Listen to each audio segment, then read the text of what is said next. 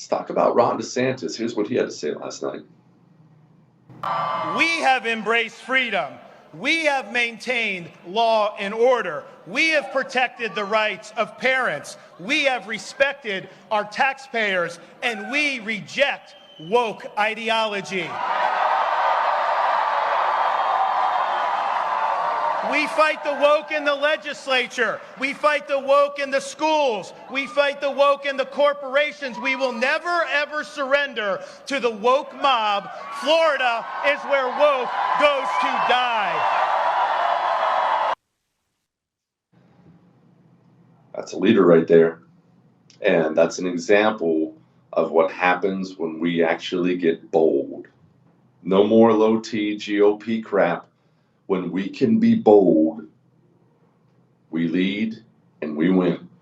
Florida went from kind of a purple state to easily the reddest state in the United States of America last night. A red sweep like no one's ever seen before because of the bold leadership of Ron DeSantis. And you know, I don't fanboy anybody. I'm not wearing my DeSantis pajamas.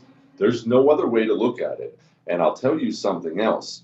Politically, Ron DeSantis is inching closer to being in the driver's seat for the GOP nomination for 2024. People are going to look at this and they're going to see proven results. Not only has he done the right things, they've resulted in gigantic election wins, which brings me to Donald Trump. Now, I'm going to push back on something I've seen a lot of today. I see a lot of people today, Trump sucks. Trump, all the Trump candidates lost. Trump's a loser. Trump's a loser. We got to move past Trump. Okay, maybe it is time to move past Trump. Maybe it's not. The day after an election, when you're hurting, you're sore today. I'm sore today. Didn't go the way we want. The day after an election, you do a human thing. I do a human thing. You go searching for somebody to blame.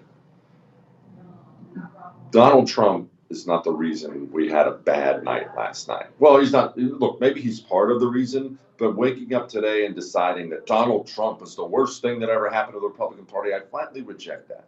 And let's keep in mind, Donald Trump was the first of the system disruptors, and the first deserves a lot of credit. And let's be honest, he's running for president. Here's what he said.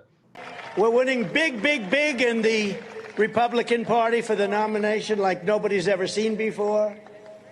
Let's see, there it is, Trump at 71, Ron DeSanctimonious at 10%.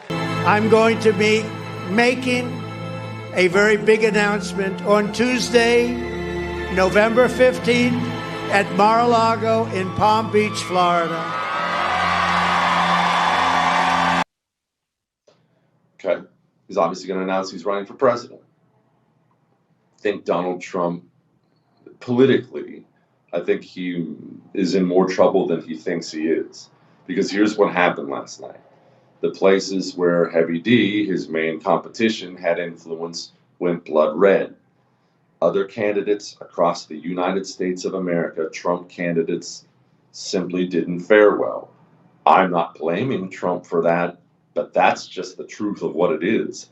They didn't do well. Trump had a bad night politically, and DeSantis had a great night, meaning that gap, however wide it is closer today than it was yesterday.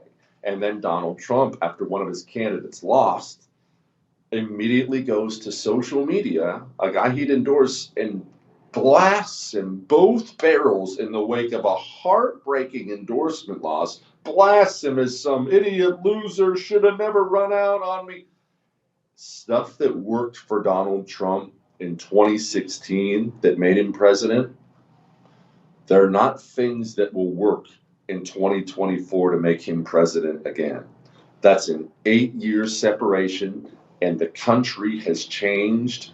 The right has changed. We still want bold, mean fighters, but people are getting sick and tired of that kind of idiocy. That kind of stuff is so unnecessary and so unhelpful. Donald Trump had a really, really, really bad night politically, and I say that, as you well know, as not a Trump hater at all. Politically, there's not another way to look at it. Ron DeSantis had a big one, and Donald Trump had a really, really bad one. And if he can't manage to change his ways, I don't know what's going to happen in 2024, because he's still, I believe, the most popular Republican in the country. But believe me when I tell you, doesn't matter how passionate you or I are about election fraud. If we're going to run a 2024 presidential campaign of all loyalty tests to Donald Trump and they stole the 2020 election, we're going to get our teeth kicked in by Joe Biden a second time. We are. And people are waking up to that fact. That's just the way it is.